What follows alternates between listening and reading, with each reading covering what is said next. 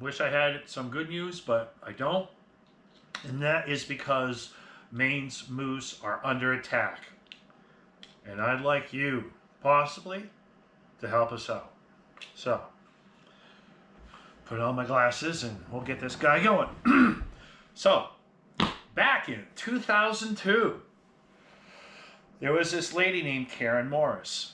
She, being Maine's de facto moose biologist at that time, drafted a moose management plan that was to, in quotes, develop goals and objectives to guide moose management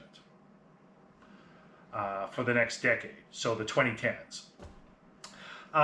She put every wildlife management district into one of three categories based on certain management goals, whatever they were.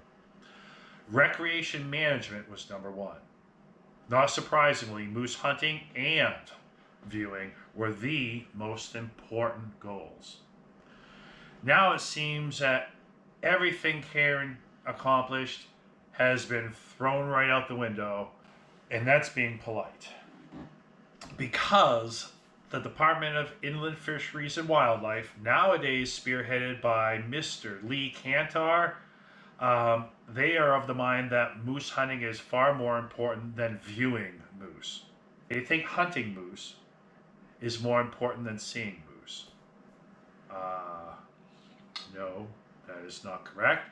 But let me tell you more here. So they are proposing a rule change to the moose hunt, which will add an additional week of moose hunting in every wildlife management district. That's not good. Now back up a little bit. I live in Greenville, right here in Maine. I've been a registered Maine guide since about 2003. I can vividly recall Karen's plan, what that looked like. It seemed moose were everywhere. It was redonkulously easy, to use that word, to find a decent sized moose back then. And while I don't actually hunt moose, trust me, the fun ends the second you pull that trigger. But while I don't hunt moose, I have hunted extensively for moose antlers. And while I've walked through some really gnarly terrain, finding a shed antler from a moose, or even a deer, but you really want to see the moose one, it is a wondrous experience. During that same time, I've been guiding moose for the better part of 20 years. Folks from all across the world I've taken out to go see a moose, from all walks of life, from all corners of the planet. Watching people light up after a 45-minute drive in a big noisy van on dusty roads with potholes just to see a cow or a calf or an OMG bull is a wonder. Probably the only thing better than that to accomplish is actually calling in a mature bull. I've done that. I've done the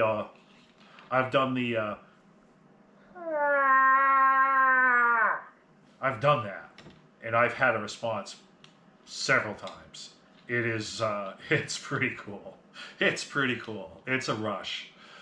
But that kind of a rush is in short supply these days. That kind of rush will be virtually extinguished if Maine's Inland Fisheries and Wildlife get their way. Back in the day,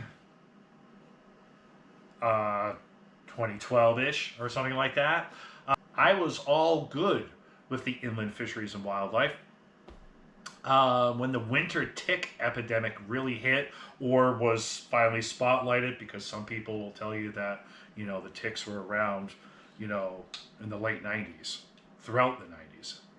So it's kind of hard to say when the ticks really came to town. Others will tell you that it's because of the reintroduction of turkeys. Okay. But anyways, when that hit really big time in 2013, the Inland Fisheries and Wildlife responded by drastically lowering the number of moose permits, because it's a lottery. You either get a permit in the lottery or you don't. Say about 70,000 people will enter the drawing.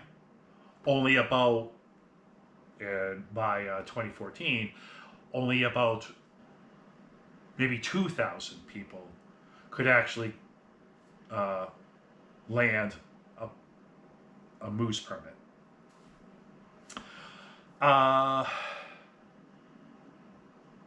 Some states like Minnesota stopped moose hunting altogether.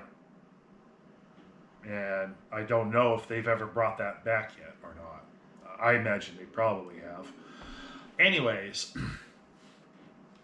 in ensuing years, when somebody, I tried to find out who it was that actually said this, but someone at the Inland Fisheries and Wildlife came up with the idea that if there are less moose, there will be less ticks. I personally thought that was stupid. However, biologists started seeing more and more healthy calves. And the calves, along with the yearlings, are the future of the herd. I mean, we need them more than... There's breathing, and then there's having a healthy moose population. That's basically what it is. Some hunters... yeah, and I changed my tune on that. I was like, okay, if this is actually working, then let's run with it. They didn't exactly consult me, I'm just saying. But some hunters mentioned that there should be, or could be, like to put it in their terms, a control zone identified, meaning one that has no hunting. So a big parcel of land where you can't hunt in the state of Maine. There's pretty much two places where you could pull that off. In the Allagash River or Baxter State Park, the northern end of Baxter State Park. Pretty much all of Baxter State Park for that matter. That would allow for more concise data, and for once, out of all the studies they've done, they would finally have the ability, the biologists would finally have the ability to compare apples to apples. Sounded like good reasoning to me. Until this happened. Adding an additional week. Adding an additional week in late September. Smack dab in the middle of foliage season. Just when we need it least. We really need, folks coming up here. With snowfall, not consistent. You can't rely on it very much.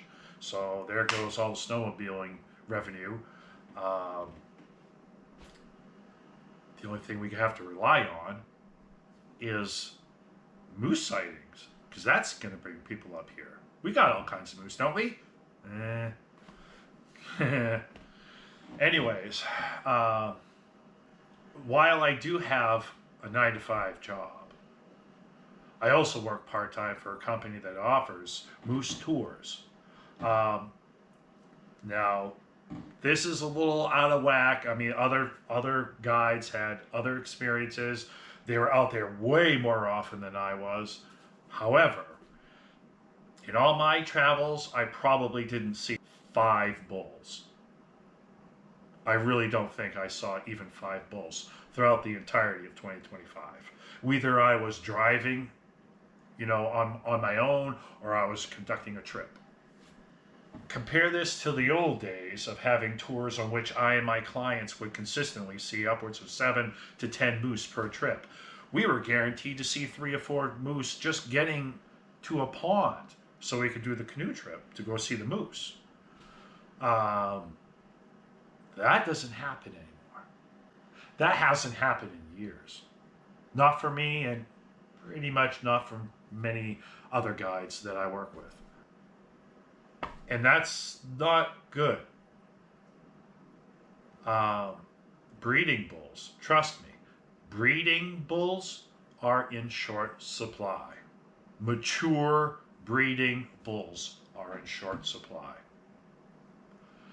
So no, I can't give Inland Fisheries and Wildlife my seal of approval, or anybody else's really. There's got to be a better way for all parties involved, including the moose. Okay, so this is how you potentially can help. So there's right here, I think I can read it. That is the lady that you will need to email. And I'll write it underneath the title here. So yeah, if you can do that, tell them you oppose it. I think that's going to be a wonderful thing. It can truly help. The comments close, I think, on the 2nd of February. Yeah.